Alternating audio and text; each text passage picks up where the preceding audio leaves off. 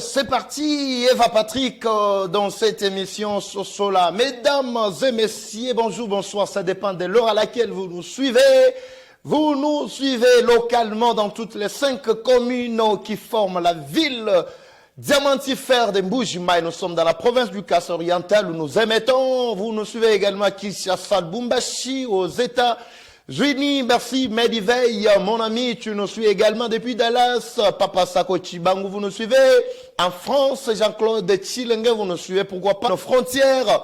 Vous êtes au Rwanda, vous êtes à Burundi, vous êtes à tout cité. Merci de votre attachement, Eva Patrick. Aujourd'hui, nous allons parler de la situation actuelle dans la province du Kasaï oriental.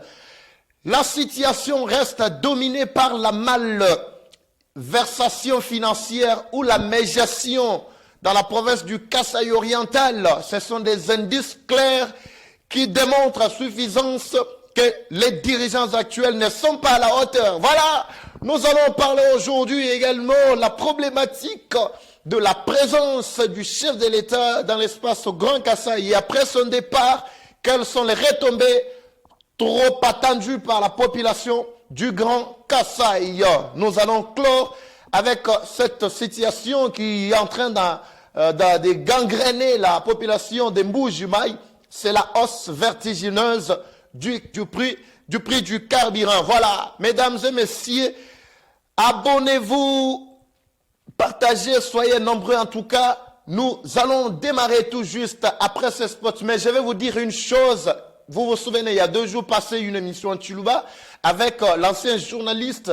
Vous avez suivi les quelques indices, mais pour ceux-là qui étaient intéressés, qui veulent parler correctement et apprendre la langue Chiluba, nous avons mis à votre disposition ces grands tomes, cette bibliothèque vivante. Ben Kabi, Benoît Kandabi Lomba et bien d'autres anciens journalistes experts en la matière. Ils vont vous donner ces cours, mais je vous demanderai de contribuer tant soit peu parce qu'on ne prendra pas vraiment ces programmes à la légère. Je voudrais que tous les matériels soient mis en place.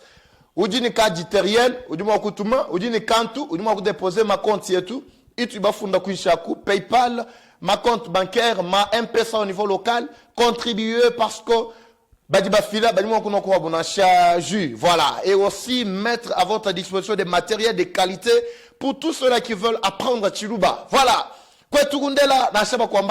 Mais aujourd'hui, c'est cela où nous allons bouger les quelques grandes lignes avec Eva Patrick, Mwana Wakanda Bilomba dans cette tranche. On se retrouve tout juste après. C'est parti.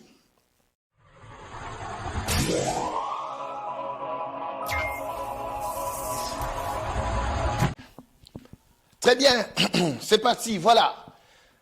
Comme nous venons de le dire, permettez-moi, mesdames et messieurs, de vous dire que la réflexion est libre et je dois librement réfléchir et les rêves sont gratuits. Je dois aussi rêver, plus grand même que là, voilà. Mais je ne rêve pas sous l'effet des bombées, comme certains le disent. Je suis beaucoup plus essoufflé aujourd'hui et surtout épuisé à cause de la situation actuelle que nous menons dans notre province du Kasaï oriental. Je ne veux pas généraliser la situation, nous met très mal à l'aise, mesdames et messieurs. On se pose des questions de savoir si réellement on n'a pas de dirigeants dans cette province. Et ça, mais ça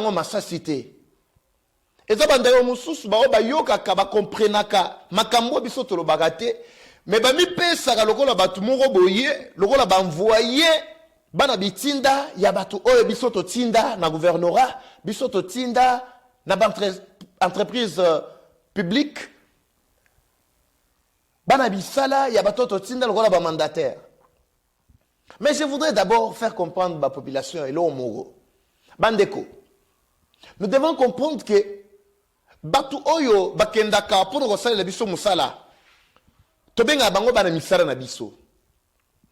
Bato oyo toponaka totindaka na assemblée, bato toponaka totindaka même à la tête du pays. Suivez l'exemple du président de la République. Alobaka ngo une fois, alobi biso tozali ndenge nazo mongamba ya population ya peuple. Nde boyoka likambo oyo ya peuple d'abord ebima na munoko ya chichi. Parce que peuple ndem toko pesa yo makoki po bianga ma gouverneur. Peuple ndem toko pesa makoki po bianga ma maire de la ville. Peuple ndem toko pesa makoki mais son abinata la peuple wana de manière générale toko mona ke belé ya bato to benga peuple c'est la jeunesse. Jeune ndem tozana makoki ya kosala nyonso actuellement. Mais son tali bato bazako diriger biso. C'est pourquoi je plaide pour le renouvellement de la classe politique. Na entreprise nyonso bisika nyonso, il faut obligatoirement na bâtir la biso ba jeune. Parce que biso tozo pona batu na biso to poni yo ya biso, boye bo imposer ba o ya bino. Batata mikolo batu basi ba umela na makambo ko gérer moka o, ba jango pe na ndenga mabe, mais balingi kotika province te. Comment expliquer que non bisika nyonso ba entreprise nyonso public ya l'état nyonso, bokomo na ka batata mikolo. Est-ce que comment que Kabangonde bakobanda ko se succéder à la tête de l'entreprise wana? Et ça passe. Je ne dis pas que c'est seulement les jeunes qui feront nier, non. Parce que les jeunes wana nde baza instrumentalisés. Ils ont un parti politique sur tali force ya parti politique et sa jeunesse. Ils ont une association hôtel do hôtel au monde ba jeunes. Tango balobaka babenga bino na ba marche wana ba parti politique. Pour ngai naza na ba parti politique te. Nga naza abonné à Moutouté. Je suis en train de mettre mon point de vue librement. Je suis en train de réfléchir en homme libre. Nazui mandat Moutouté. Yango na lobaka plusieurs fois na kotika naka kokota ba biloko na bino wana te parce que je ne vois aucune importance. Na mon impact à mon côté. Banda bozana bamboka o bozana province oyo. Qu'est-ce que vous avez apporté de spécial? Mais le lieu est commis pour nous accéder na pouvoir et c'est là à la moutou ya camp politique songoloto pakala. Yango toza ko yebi sabino population oyo bo maltraita o bo marginalisa nde oyo alamuki lelo oyo. Jeunesse azo yeba place na été. Jeunesse azali mutu moko boye akoma de petits mots à quartier ko betela ba homme politique maboko. Dieu moko bo abimi pe na cadre moko bo peut-être na parti politique songolo pa kana rotanga komote mbala moko za na petit né à quartier ba petit onde baza ko accompagner so le bito ça la marche ba ngonde ba robima na tikala ko mona ba marche ba mpakate batu basu ba nuna na mona na marche na bango te mais na mona bango na bureau. Oro surtout kabono ba nommé tel wana so landeli 70 ans 80 ans azo ni manakati ya bureau azo lala. Et gouverneur au monde ba gouverneur ba Nikolo kaka atako ba tieli bino jeune ba koluka ka jeune moko bango moko baza ko commander ko téléguider. Nyonso wana bozo bosana ke vous êtes en train de préjudicier le développement, vous êtes en train d'handicaper le développement, l'émergence de notre province. Bandeko Balandi. Dans la province Oyo, l'unique service ndenge na lobaka, oyo to mona kapena ba agent l'état sur terrain. Oyo balobi ke non soki population meki ba ko kanga ye ba tia na boloko. Oyo to mona ka o soki boye unique service na mbujimai awa. Et ça service, il y a impôt na ba taxe. Quand il s'agit à kofuta ba paku ya l'État, nous comme na ba loi archaïque, nous comme na ba loi moko kala, et si nous na de kobima, vous savez, la désobéissance civile est punissable. Oyoka ba français tata mukolo bi mesolo ba français. Mais la question est de savoir, kofuta pas que ça m'a bêté, ça m'a l'âme. Kofuta pas que ça m'a bêté. De tingayi, na futa kaba pako. Si on a un loko moi exercer, on a moni que non, oyo, et sengi na ngoto futa pako, je paye. Mais tant on a futaka, en contrepartie, ni bozali kozongi c'est le bisso. Est-ce que réellement vous comprenez cette culture de faire payer les impôts à la population? Est-ce que vous allez comprendre yango ou bien vous allez foutre ça batuka nanko pour binonde bozana minduki pour binonde bozana pouvoir? Est-ce que vous comprenez réellement ça? C'est paradoxe là. Vous comprenez kango pena? Parce que quand tu fais payer ba taxe ba impôt na population, mbongo wana mosolo wana eza na eloko eza kosala po ete esepelisa population wana. Tango nazolobela population nazomona individu te, nazomona bato nyonso baza kosepela wosalela bango eloko moko oyo ekoki kosepelisa bango nyonso. Nde bilombo kolakisa ke tala bamongo bofuta bapaku, tala makambo botosali, tala ceci cela. Ou ezali kouta na caisse na bino au niveau provincial. Nde eloko na lobi. Mais c'est étonnant. Soto tuni pe misalo bosana mongo wana komi petu wana zalaka munoko tro petu wana za likambo ya petu wana zalaka munoko awezate. Ici c'est la gestion de la res publica. Et c'est likambo ya moka, ce n'est pas question il y a quoi que ce soit. Tant que vous êtes pas wana bo sepelati. Vous êtes à l'aise, non? Mais quand on vous pose des questions de savoir bon wana salini ndek beaucoup mal à l'aise hein. Mais ça vous avez dit que beaucoup mal à l'aise à une étape donnée. Oui, l'étape qui précède, ne le faites pas alors. Au comment on a besoin de batata mikolo, on a jeune pe basa ko instrumentaliser bango, besoin de bango na ko récolter. Wapi oso mona à moins que tous à la 16e siècle. Batu à l'état basa ko kongola mongo sur terrain batu DG Kaor.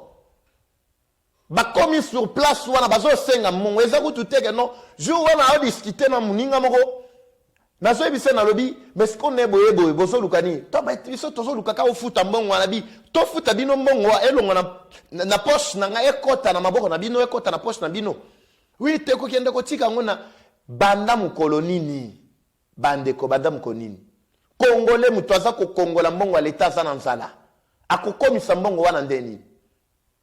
C'est tout ce que vous connaissez faire. Et là, bino boyebi ko sala nde yango wana ko futisa ba paku. Likambo ya carburant na province ya Kasai Oriental na Mbujimayi. Aucune autorité ne s'était prononcée au début. Suivez bien mon expression. Na ebandeli mutu atamoko ta se prononça. Tango ba ninga ba sali marche. On a aussi déploré dégâts ou salemaki mukolo marche yango nde toye koyoka moko ya bakambi ya ngumba Mbujimayi atelemi alobi lokola bozo réclamer carburant matière comme na 7000 tokokiti sango ekosuka na 5000 francs. Yoka ba décision. Selon yo, carburant est le moins à 7000 comme à 5000. Selon yo, au trouver un normal. Bandego, laissez-moi vous dire une chose. Hein. Vous savez, quelqu'un qui vit à côté de la poubelle, un jour n'aura même plus besoin que ballon la poubelle wana, à retrouver une situation normale. C'est ça que nos autorités ici veulent faire de nous. Banyete biso to mesanaga na poubelle. Poso to mesana na poubelle ici. Notre réflexion commencera toujours à tourner autour de ça. Somme to ameki ko tombo la musapie ba kangie ba tchena boloko ba interpeller. Somme to ameki ko réclamer ba recadrer. Combien de menaces ici na joie déjà? Pebo kanti na menaces na bino ndena otika oloba. Écoutez, ezana batumo ba salima. Pas pour mourir à cause de la malaria, ni fièvre typhoïde non plus. Bango basalema ka po bakufa ka liwa, o ezali ko pote cause ya baninga. So ezala po na bongo Christ mbela zeli, etim kolo malaria ya beta ya kufa. Christ est venu pour les hommes, il est mort pour eux. C'est cet amour-là que nous devons avoir. Au fandi bomute mezoto kamoto. Aux autres sentiers, il faut n'allober la peuple. Il faut n'allober la vérité. L'ikola vérité. Attends qu'on se bat diba bomayo. Oui, na kufa. Mais boucha la boamba. Vérité. Au retour nanga, oui, ebele bakufa l'ikola oui, ebele bakufa. Pourquoi pas aussi moi? Je peux aussi aller comme les autres là, mais bakufa pour la cause noble. Ezala au lobby te, eza le lobby, eza lobby vérité, eza le kosi, eza la ba corrompre, eza ba corrompre, tomoko suka kana kokufa. Mais biso, la formation que nous avons eue consiste ya koloba, vérité, et surtout kolobe là-bas, sans voix, sans parole. Jour en akuta na mto moto, azo bisanga lobby vie. Justement, tolandaka yo mingi, ba jeune, sombai muchimenga, kanumbuki, kanuye, tout ça. Kadi, malwa di bato enzela ku balombo di beto abadi bishi. Est-ce que condition tout est tout travailler ni moto mkasa yem? Qui dit bako abantu ba travailler ku Katangani? Qui dit bako abantu ba travailler ku Kinshasa kwa Kani? Oui, mais oui. Je sais une chose. Nana habité, moi j'ai été chauffeur taxi moto à Kinshasa. Na sala taxi moto na Kin. Na sala taxi moto na Lubumbashi. C'est pendant na sala taxi moto na Zawewa. Na zumike na ngana ke ko futa chik. Mais je connais quand même quelque chose dans ce domaine. Je connais les régimes à bateau tozarana bango à un moment. Bolali bolamuki boe moto ko tamola soute na Kin. Bolali bolamuki boe te moto boye plaque yango tote kango $50. Bolali bolamuki autant ozo beta calcula ba mongo nyonso na makeni ke ba ko senga wana ezokoma ba milioni. Mais yo tango ozo futa $50 ozo ebate. Mais yo futi muninga futi mais ça la totalité ba moto nyonso za na Kinshasa ko yeba mbongo boni oto yake opesa na bato ba tsholo ana pouvoir. Yango moni bato moto bazaki ko bundisa bato wana à tout prix balongwa na pouvoir. Oui, c'était une voie démocratique. Balongwa na pouvoir. Bongo ba oto za na bango lelo bazandeni. Je parle de la situation à Kasso Oriental. Mukolo wana population bato moto bazako réclamer carburant ekita. Parce que n'habité l'explication du Boropé Sabiso, tant que tu as réclamé que Biloko est quitatane, mais Biloko a kate explication du Boropé Sabiso. Bato bazako réclamer carburant et kita. Pendant que bango baso, le carburant et kita, déjà quand on kuna, mukolo paku. Baby que 3 ans yango bozaka ko futi sa population, ko futi sa surtout bato moto. Ba vignette, ba taxe, ba patente, ba boko futi sa on entre tigala comme on atteint 1 mètre ya pamba ya nzelate na compte ya gouvernement provincial na tigala comme on angote. Bisoto tambolaka. Vous allez nous dire qu'est-ce que vous avez déjà fait avec cet argent là. Pendant que bandeko bazako la carburant mati, oui, déjà quand orkuna azako planifier ako komela bango ba ordre d'émission pour atinda batu. Soit disant batu à Transcom, batu à Vignette, batu à Boye, ba pesseur d'Andiela et Payi, batu koto et Payi, automatiquement la situation tendue. Kaka batu moto mokomokwana. Boki tsata pris à carburant bolingite. Kaka bato moto moko wana ba pesseur na bandiela epai. Kaka bango moko wana bato mikanda et Transcom et Vignette epai. Nde jour bato wana bakotaki. Jour marché salemaki wande jour bato wana bakotaki. Biloko bosala ngo sans cœur ou bien bosala ngo na mitema. Mais avant ya kobanda ko senga mwana alesa yo. Non, zwa mwana en charge. Kolisa bokola mwana Kolisa ye pese makoki ba responsabilité. Po ebi ke lobi kuno koma pe mubange okoko kotambola te. Mwana wana ndako banda ko sala à ta place. Ndako banda ko lesa yo na libota. Mais ba disposition nini bino bozwaka pona ko kolisa population oyo. À part ko pesa bango ka ba pako ba futa.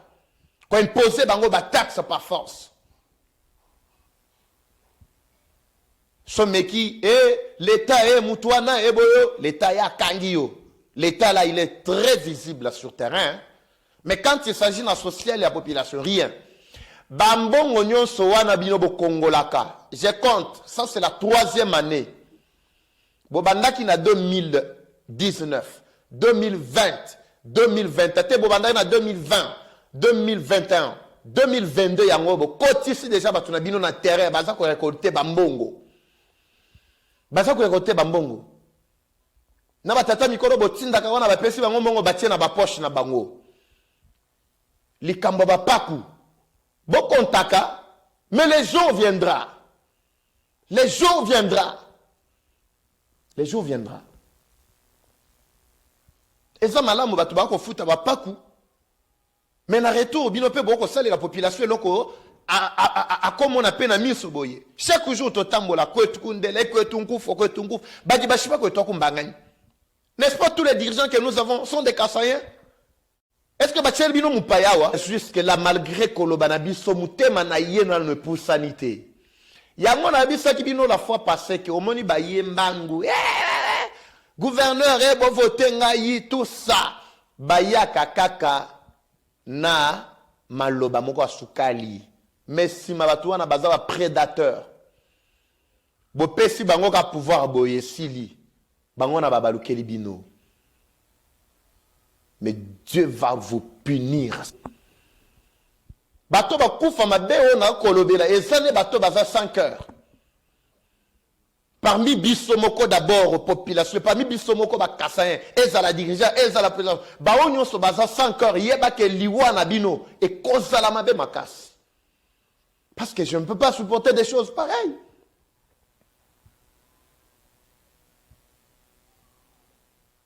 Mesdames et messieurs, Tolobakiawa, la fois passée, Tosalaki émission dernièrement, Kosepelana Boye, il y a président de la République, n'est-ce pas ce grand Kassai? Mais Moutouna Nabisu Zaki a commis tout na.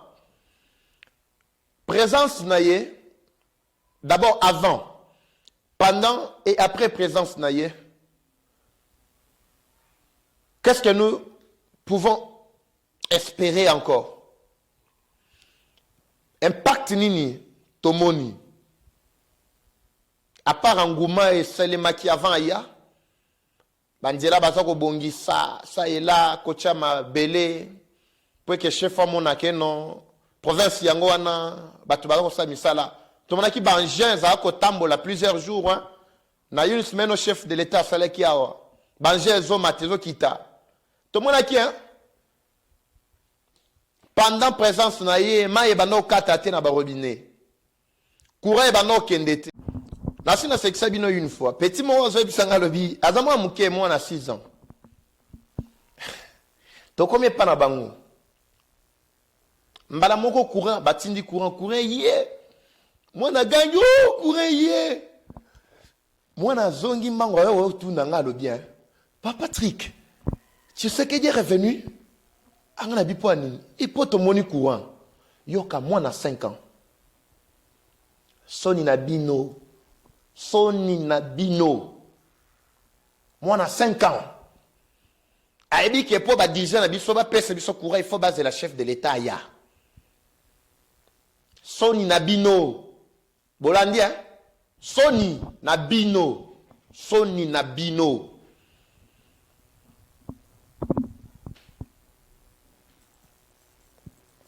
Nabin.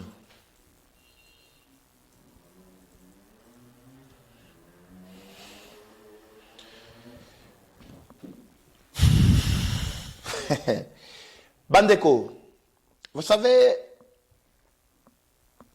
ce qui bat so na province biso na Kasai ya to ko mo. Poko yebi biso bi pai wapi mbongo ekendaka. O biso tofutaka ya bapako. Au moins, le peuple, la population, tout ça. Un jour, binomoko conscience na bino ko sala. Chef de l'État a préparé voyage na espace Grand Kasai. Habité na ko mona bande na ngai.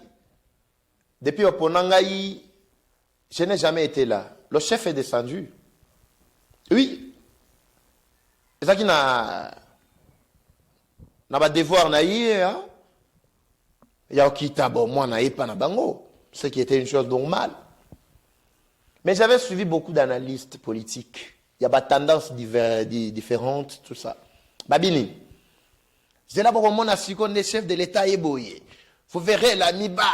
Et vous verrez Sassima, vous verrez Boyer, vous verrez entreprise. À cause ça là comment? Au moins le chef de l'État n'a pas boy. Et le chef de l'État Temutu Azana Makoki, il a copé sa peuple kassayen, ou le peuple a sengeli azua. Mais Azana Makoki, quand même il a imposé Batouana pour que bat sa peuple congolais, ou le sengeli peuple wana azua. Dans la qui réflexion, on a battu ba mingi. Pourquoi je l'ai dit ainsi? Suivez bien mon regard. Le chef de l'État, frères et sœurs, je m'excuse. Le chef de l'État, c'est le numéro 1 porteur d'une vision nationale. Nenga akopé sa vision na pour le développement à Kasso oriental. Nenga moko pa akopé sa vision na pour la province ya Chouapa. Nenga moko akopé sa vision na ba province na ba mboka ya Kati kuna Walikale, tout ça en profondeur. Mais dans chaque province, ils ont bateau qui représente chef de l'État. Bateau chef à lobby qui est bon, ça les locaux sont le pakala, bateau na ba exécuter basali yango. Mais ma ben abisso na Kasso oriental awa c'est quoi? Ma ben abisso bateau auto za na bango. Balingi ba intoxiquer population. Pour nous faire croire que chef de l'État a boyi ko sale la bino. Chef de l'État a ko la cabino mais a ko réaliser té. C'est ça. Pourquoi Nazolo Babongo? Aussi longtemps que Bozoko Kakopé sa population et loko oyi asako sengate. C'est-à-dire que Tindaye Koloba ete, Batouana Batombo qui est la chef de l'État pour chef de l'État de Aboy Kosale la Bango. Or, ce n'est même pas ça. Boye ya chef. Azoua qui 7 jours. 7 jours est zébélé.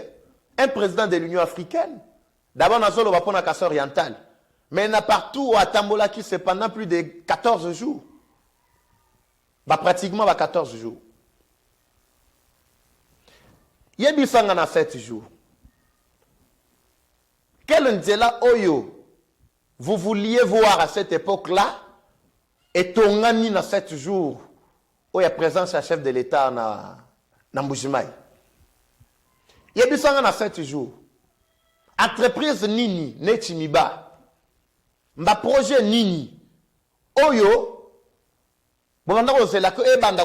l'opérationnel dans 7 jours pendant présence du chef de l'État dans Mbujimaï.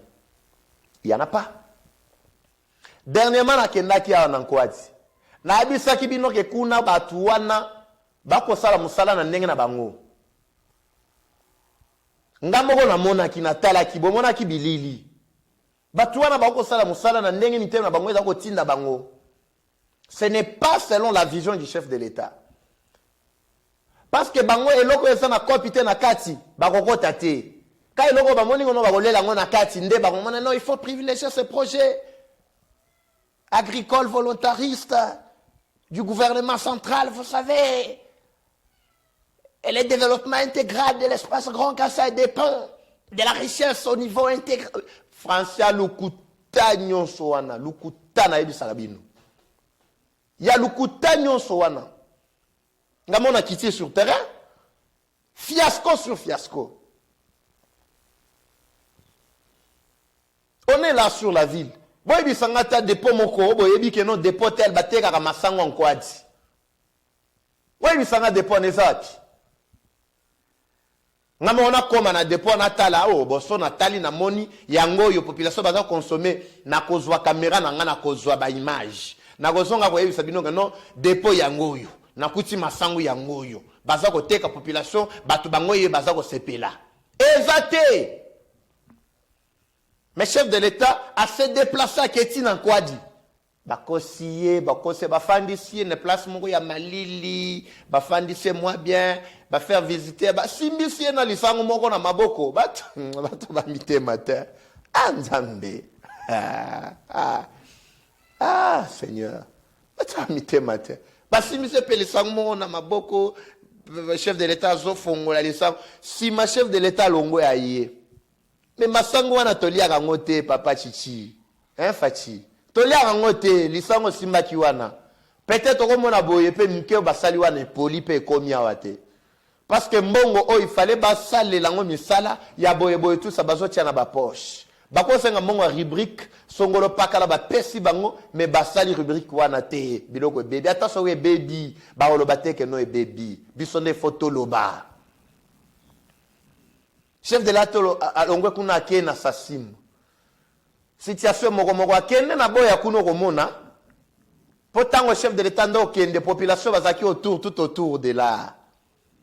Bato bazu biloko ba benyango ya Kimber, soki Kimber, ba biloko oyo zalaka ba déchet, oyebi ba déchet so ba longoli diamant, ba benga muchanga ya sewana, we zanga ta ba gravier wana. Ezaka lokola makala, ezaka lokola souffre ma ba goudron, makala, biloko mo bongo. Bazu biloko wana batiango batandiango na balabala wana. Principal route wana. Batiango partir e bandeli ya boya et keti na Kimberlitz et koti na kati ya ba installation ya Sasim. Le reste bimi soka obimi kan ya Sasim wana ke kunesili wana dossier tikali ya bino na banjela na bino mabulu bo banda ko potada mais kamwa parti na bango wana nde batie ba biloko wana me babongisi nzela te minda oyo ngana uti osomba ngo moko na somba ngo lobi minda wana yango nde batieli bango na boya. Minda wana ya ba panneau yo na ba poto mo lukuta tout ça c'est parce que Kassayen alingi ndeko na Kassayen te mais bango soko tali na kati ya Sasim kuna ezonga la boyoko kanisa poto mais côté population mulili o wapi. Pourquoi tout ça s'arrive? C'est parce que ba chinois wana baza bango mo côté. À la tête, il y a des entreprises qui sont coopérants congolais, Kassayen, des chefs.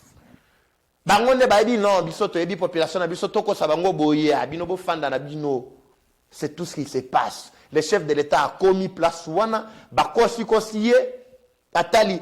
Sobotali juste après le départ du chef de l'État. Population azalaki mécontente. Population meki ko fait l'incursion. Pona ko yiba tandambu ya gravier wana po akoki ko se retrouver na boya kuna bato ba ko kufanzala. Je vous dis sérieusement bato ba ko kufanzala. J'étais là il y a 2 semaines na boya. Nous sommes dans les territoires de Miabi. Chef de l'État a commis azongi pia bakosi kosiye.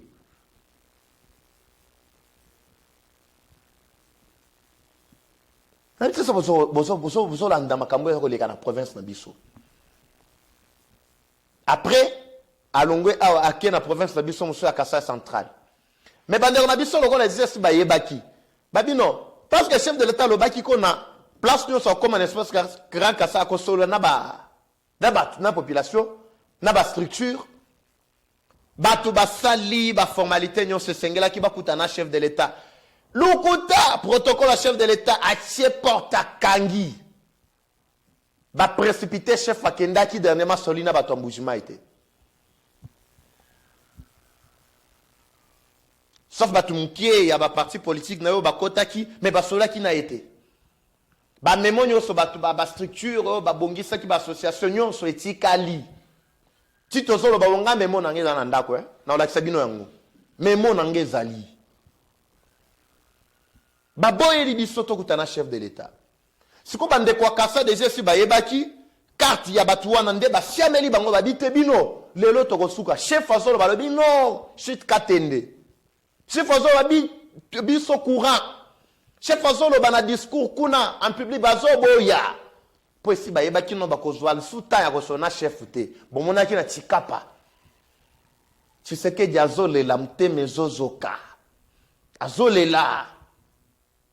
Comment on a la nana population oyo? Biloko nyonso na nyina sala.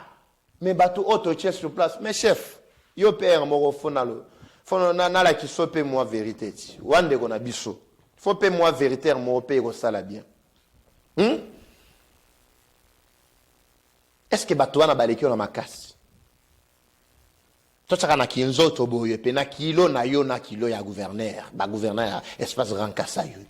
So batie yo pe na yo kilo yo pezaka na o bato ba pezaka na njoto ka boya to tia pe baspe yo pe so telemi a bango ba telemi na aspe. Est-ce que baleki yo to tia pata na beauté o telemi pe na a fachi beauté na batu wana pe ba telemi se baleki yo Tout ça na mayele na ki leadership parce que baliki yo. Mais pour n'inte kolongo la bango. Non, eza la prérogative na yo te bonabo tout ça. Batouana il faut que si ça ja ko buka mibe ko buka pour na bien ya population. Buka pour na bien ya population. Passage à chef de l'État dans l'espace Grand Kassa, ça nous a apporté quoi? Mesdames et messieurs, nous sommes pratiquement à la fin de notre tranche d'aujourd'hui sur Sola. Eva Patrick, j'étais en train de réfléchir comme un fou, mais un fou heureux, un fou joyeux, un fou intelligent. Voilà. C'est comme qui dirait un fou dans le pays des Blancs. Babla badna yoka éteint, bazoka ganet mutuali boma zoloba. Mais, dis-le que kota. Nous demandons à tous ceux-là qui ont un plus à apporter de nous venir en aide. Notre province du Kassa oriental est par terre, complètement par terre. Il a fallu le projet Tchilegelou pour voir les quelques artères de la ville en train d'être réhabilitées. Bendabe la materassé. Il a fallu attendre Tshisekedi pour voir des camions sur terrain. Bendabe emblayé ma terrain. Gouvernement provincial Tchigemu, Libungu Toulou, Kifiringo, hein? Tchigemu, gouvernement provincial. Nous appelons le gouvernement provincial à la responsabilité. Zoa ba responsabilité na yo, tchayango en place. Cette place. C'est ainsi que le peuple va respirer. Mesdames et messieurs, nous sommes arrivés à la fin de notre émission sur Sola en ces jours. Heureux en tout cas de vous savoir encore nombreux de partager cette émission, de vous abonner à votre chaîne. On se retrouve au prochain numéro. C'est parti. Eva Patrick.